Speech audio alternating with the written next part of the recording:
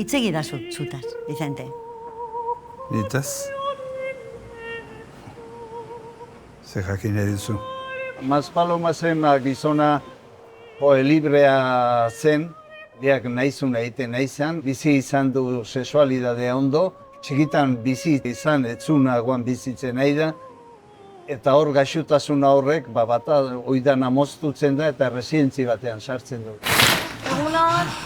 Hola, Vicente! Maspalomaseko ez du balio, han ustezun dana superauta zeukela, honea etorri eta hasieran bezala bildur horrekin da, horretxazuan bildurrekin jendiai kosta esatea homosexuala dela, ez du esan nahi. Ezu, esan didate Kanarietan bizi zinela. Ke envidia, zuei ez? Ni askotan juten nahi zarea oporreta, Maspalomasea.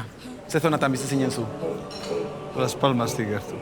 Alabak ekarri du, eta alabakin dauken relazioa gotxatuta dago, kulpabilidade horrekin dago. 25 urte pasa dituztela elkar ikusi gabe, eta elkarrekin hitz egin gabe, eta pelikula hasten den momentuan elkartzen dira, eta hor gauzak, erlazioak eta esan gabeko guztia ateratzen da alduten moduan.